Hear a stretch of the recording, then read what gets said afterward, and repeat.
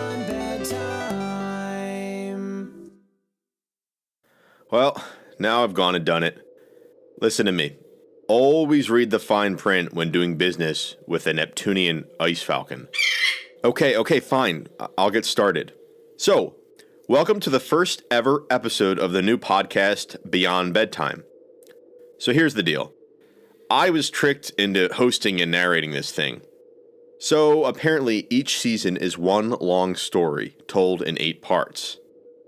We are recording in some ice dungeon studio on the planet Neptune. As far as I can tell, it's population 2, me, and the Ice Falcon. My name is Stooge Carmichael. I am host and narrator. The Ice Falcon, who goes by the name Flem Beakman, is the producer. Geez, lay off! So audience, you didn't think Ice Falcons existed? Well, neither did I, until I lost everything I owned to one on a man-made island off the coast of Dubai in a poker game. Okay, let's get started. Today we have for you the first episode of the Season 1 story, Nathan and Walter versus the Costume People. I warn you, it's pretty crazy. I thought the whole thing was made up, but old Flem Beakman here says this thing all actually happened. So anyway, enjoy!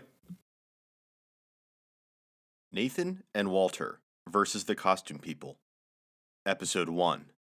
Between the Earth and the Moon. At the end of the known universe, there is a sliding door. Okay, I need to change that voice. I can't speak like that for this whole story. Okay, from the top. At the end of the known universe, there is a sliding door.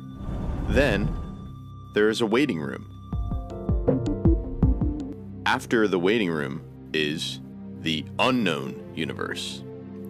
The unknown universe is not as big as you might think. In fact, it is the size of a cardboard box that would fit a medium-sized refrigerator. At the edge of this unknown universe, which is just the size of a box, there is simply a faucet. A faucet that drips something called blue stuff. It's not water. It's something else entirely. It obeys no laws of physics, no theory of relativity, and no 5-second rule. When blue stuff falls on the ground, stuff happens right away. So here's the story about that, about kids, costumes, waffles, space travel, and music, and also the known universe and the unknown universe. But, it's also about siblings and the meaning of life and lint, I think. Oh, and hi, I'm the narrator. I'm just telling you what's been told to me. I don't know everything, but I do know a lot of this crazy stuff actually happened. Not all of it makes sense, but all of it happened. You see, this story is real, and you people that are listening to this as a podcast or on YouTube, you are part of a fictional universe. Okay, now, listen up.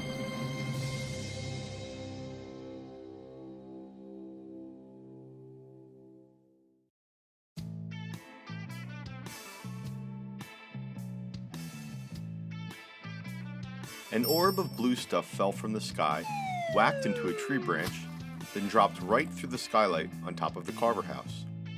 It landed inside a box of Christmas ornaments and costumes that Mrs. Carver was putting away for the season. When it landed, it made a twinkling sound. "What was that?" Mrs. Carver said, looking at her 2 older sons, Nathan and Walter. Walter was chasing his dog Loki around the living room with a Nerf gun and ignored the question. Nathan shrugged while solving his Rubik's Cube and also ignored the question. Nathan and Walter tended to ignore their parents' questions. In fact, they practiced ignoring them every day. "Oh well," Mrs. Carver said to herself and closed up the box she had been packing. She stood up. "Nathan," she shouted, Put your cube down and put this box away in the closet. I don't want to ask you twice. Nathan put down his cube, picked up the box, and rushed it over to the closet next to the front door. The orb of blue stuff leaked, just a tiny bit, and soaked into the sleeve of a Santa Claus costume. The Santa Claus costume sat there motionless, because that's what costumes did when they weren't being used. Then, ever so slightly, the Santa Claus costume wiggled. Later that night, after everyone went to bed, the Santa costume wiggled again. Then it wiggled once more. Then, it knocked open the box, stood up, and said, "Ho ho ho! Where am I?" The costume stretched and brushed some of the blue goo off his shoulder. Let's take a step back. I suppose this story might not make any sense. Already, I can see you're skeptical. Costumes can't move on their own, they can't wiggle on their own, and they certainly can't talk. This is true for Earth, but not for planet Nebo. Well, I guess we need to take another step back. The story's making even less sense. There is no planet Nebo, right? Wrong. Planet Nebo is between the Earth and the Moon, hovering about 82,000 miles above the Earth's surface. The people of planet Nebo are called Nebotians, and Nebotians are very private and have used complex technology to hide from Earthlings since we've had the ability to look. Nebotians are also super weird. For example, they have no need to work, so they spend most of their days sklarfing. Sklarfing is a very precious, complex, and important aspect of Nebotian life. To Earthlings, sklarfing basically looks like opening and closing a cabinet door. To be honest, that's all it really is. Why are they doing this? What is the point, you ask? Well, I have no idea. I'm just an Earthling myself, and I'm only a storyteller, not some expert on alien species. To be honest, I don't really know why Nebotians do what they do. Another reason Nebotians are weird is that they all carry around something called an orb of blue stuff. The orb of blue stuff can make objects come to life, like dirt, or computers, or a box of wires, or costumes.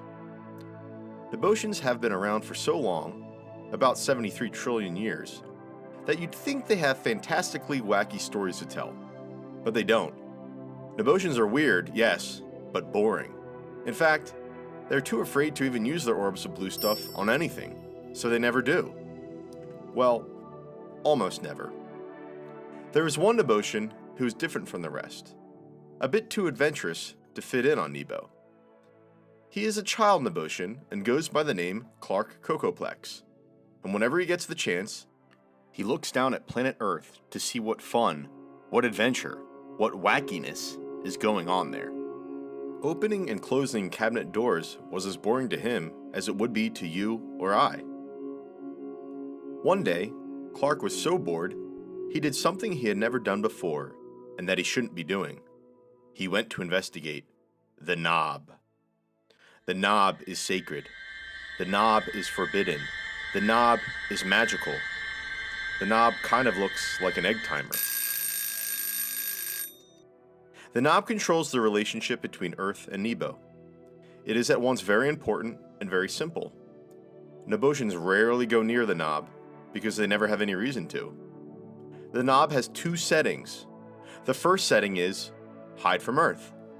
The second setting is drop something on Earth. In the 73 trillion year existence of Nebo and the knob, it has never once changed from the first setting, hide from Earth.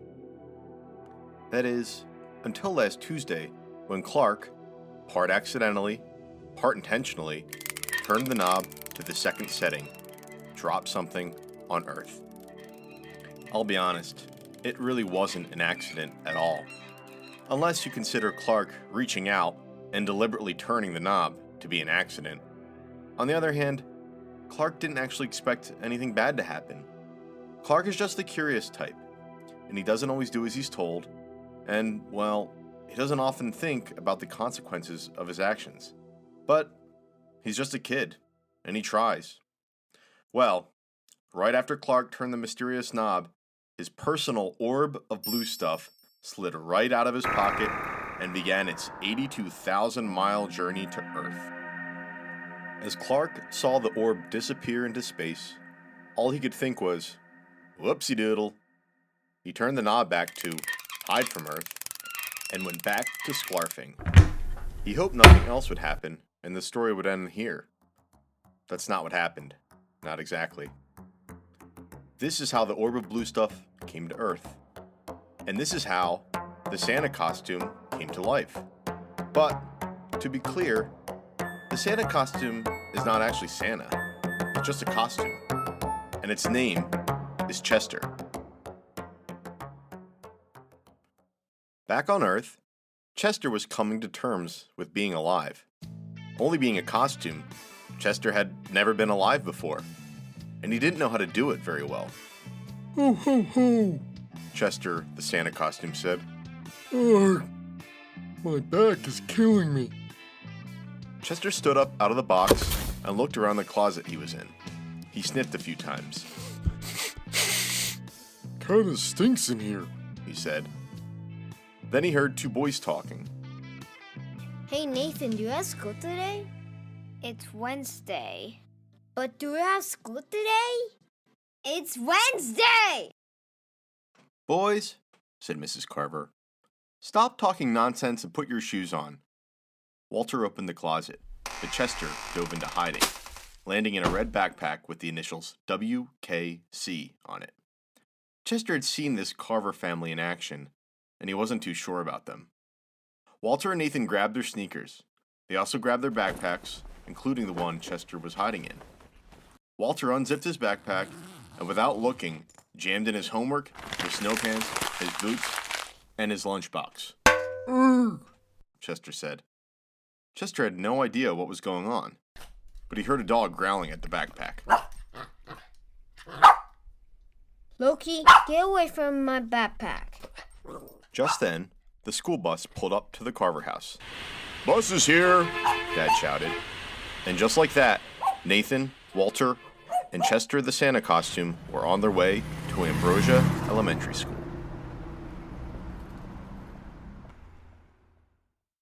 Back on Nebo, Clark had snuck back to his sklarfing cubicle.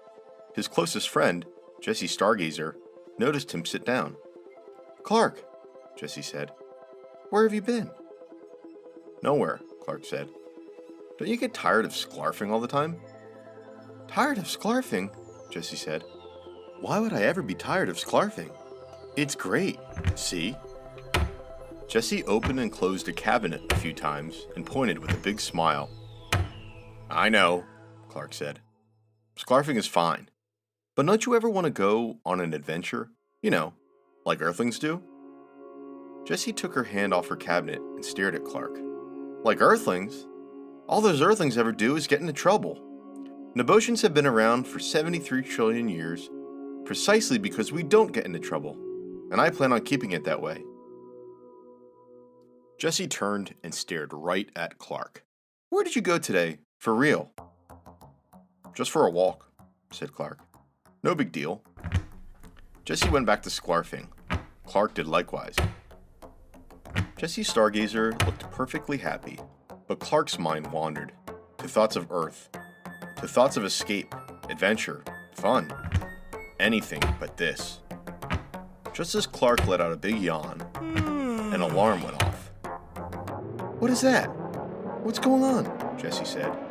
She turned to Clark and then noticed something she hadn't before. And what happened to your orb of blue stuff? Meanwhile, back on Earth, See you later, Nathan. Walter said as they got off the bus and went to class. I'll see you at lunch. Walter walked into class and tossed his backpack onto the floor with a thud. Walter? Said Miss Pamplemousse. Is that where we put our backpack when we get to school? I hung up my backpack, Miss Pamplemousse, Said Jensen. Very good, Jensen. Walter, would you please do the same? Fine. Said Walter, and he swung his backpack and flung it to the hook. Chester grunted and was squeezed between dirty snow boots and a lunchbox. The lunchbox came open, and a Go-Gurt pack squeezed all over him. Confound you, devil yogurt, Then he tasted it. Green flavor, my favorite. Chester heard Miss Pamplemousse begin class. The students were working on spelling. Chester used this opportunity to escape from the backpack. He unzipped a bit, peeked out, and saw the coast was clear in the backpack room. He shimmied out. As he got out, he made sure to take the orb of blue stuff with him. Thought Chester. I'm not entirely sure what to do when I'm not being worn. Oh, the life of a sentient costume. He then heard Miss Pamplemousse and Walter. Spell dog, Walter. Boring. Walter said. Walter! Spelling is boring. Walter, I warned you. Go spend 5 minutes in the backpack room, and you can decide there if you'd like to return to class. Fine. Chester heard footsteps coming towards the backpack room and hurried to get back into the backpack. But his Santa pants got caught onto a hook. Santa. Chester heard behind him. He turned around and looked at Walter. It looks like you lost some weight, Santa. I'm not Santa. I'm merely Santa's costume. My name is Chester. Why do you sound like Santa? Chester said. I hadn't thought about that. This is just my voice. I guess it takes on the voice of the character. Walter grinned and squinted at Chester. I'm gonna still call you Santa. No, my name's Chester. Walter! Shouted Miss Pamplemousse. You are supposed to be quiet back there. Miss Pamplemousse walked towards the backpack closet. Who are you talking to? The Santa costume is alive. In fact, he won't stop talking. Walter pointed towards the Santa costume. Miss Pamplemousse looked, but it had gone limp. It looked no different than some of the stray winter jackets strewn about the floor. Making things up again, Walter? Being loud? Fooling around in spelling? I'd say it's time for a trip to Principal Goodman's office. As Miss Pamplemousse whisked Walter to the hallway, he got a glimpse of Chester, who smiled and waved. Miss Pamplemousse, of course, didn't see a thing.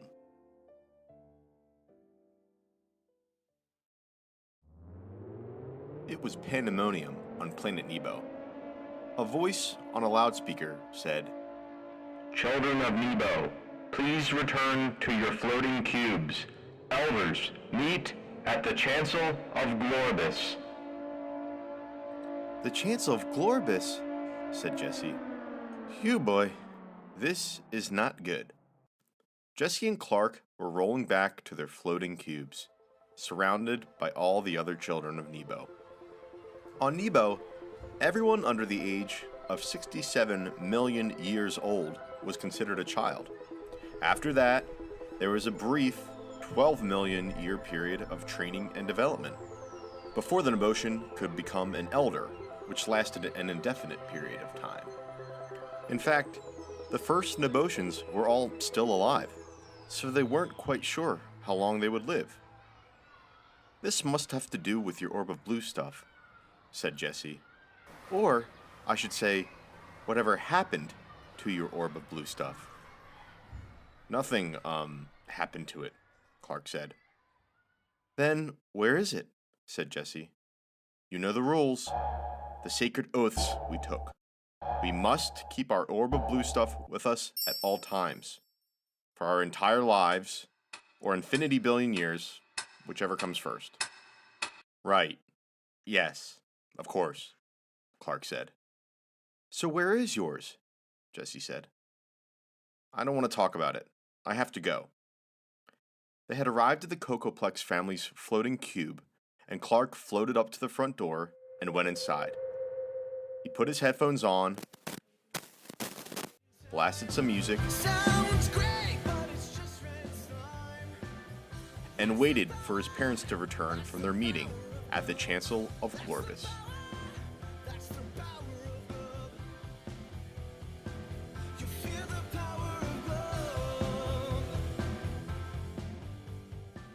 After some time, Clark heard his father's voice.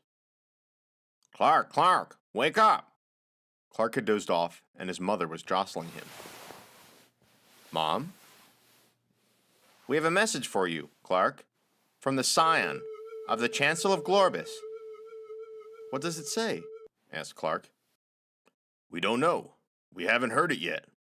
Here, let me play it, said Clark's dad. He pressed play on the recording. I am the Scion of the Chancellor of Glorbus. I hereby summon you, Clark Cocoplex, to stand before us and answer for your inconsistencies. How do you turn this thing off? Said Mr. Cocoplex. I'm not sure why he needed to record a message just for that. Clark froze. Asking a child to come to the Chancellor of Glorbus was unheard of. I don't understand, Clark said. You don't understand, said Mr. Cocoplex. Where is your orb of blue stuff? He pointed to Clark's waist, then turned both his hands up, indicating he saw nothing there. Clark opened his mouth to speak, but before he could, Mr. Cocoplex said, Not another word. Clark and his parents left home and floated towards the Hall of Cretan. It was a huge castle-like building, with two massive green doors that were rusted from age. Clark gulped. The Hall of Cretan opened only during the Chancellor of Glorbus, only when the people of Nebo were in great danger. The doors slowly opened, and Clark, beside his parents, floated near. At the door, Mr. and Mrs. Cocoplex stopped. Mr. Cocoplex kneeled down to Clark and said, We can go no further. You have lost your orb of blue stuff, and only you can retrieve it. Your mother and I can no longer be involved. They hugged. Now, go and speak with the Scion and his familiar, Dennis. They will give you instructions on your journey. With a look of worry, Mrs. Cocoplex kissed Clark on his head. She said, Good luck, Clark. I just hope no evil person, or of course, no evil thing, has gotten their hands on your orb of blue stuff. With that, Clark floated through the doors of the Hall of Cretan into a dark room he had never seen before.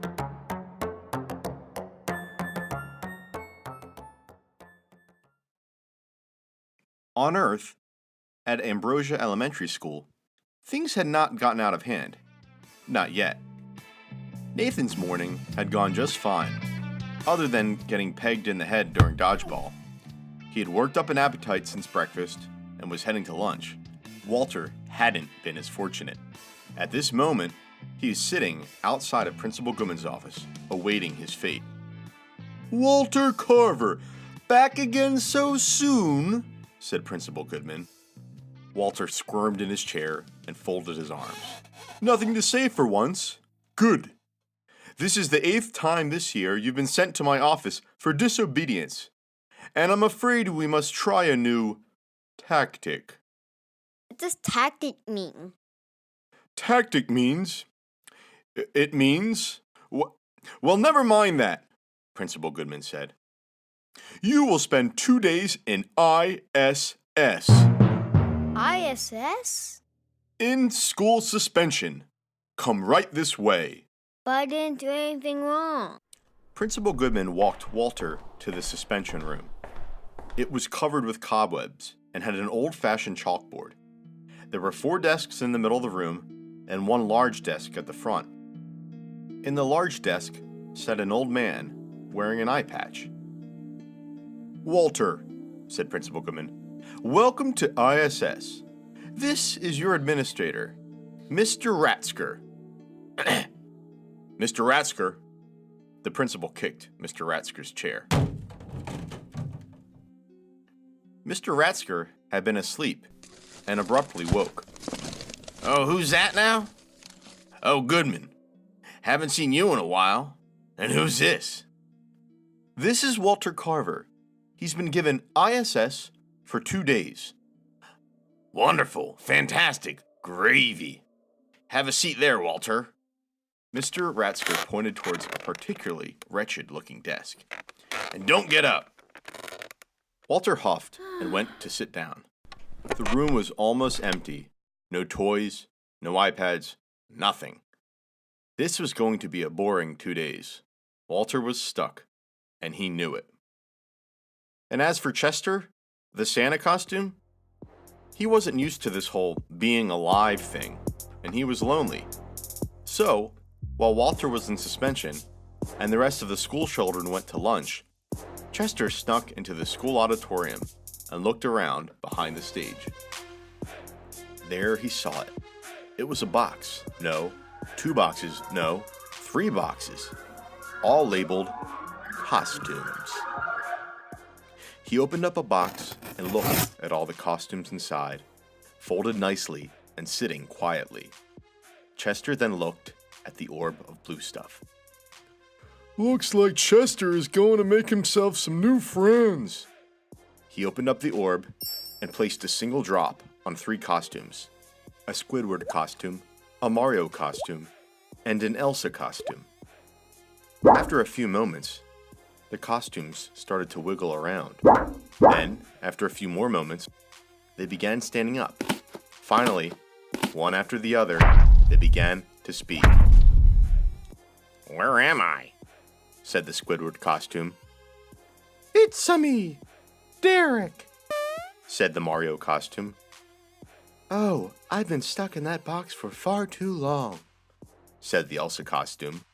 Welcome, fellow costumes, said Chester. No more boxes for us. And no more stinky humans for us neither. Do you want to go with me and make some trouble? Okay. Yeah. Let's go. Free after so much time stuffed in a box, the costumes, now costume people, were not in a very good mood. Now that they were awakened and out of their boxes, they never wanted to go back. And who was going to stop them?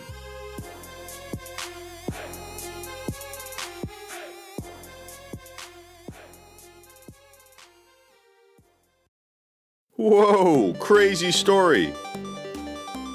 If I were you, I'd listen to part 2 right now. So, this is Stooge Carmichael and Flem Beakman from Beyond Bedtime saying, so long.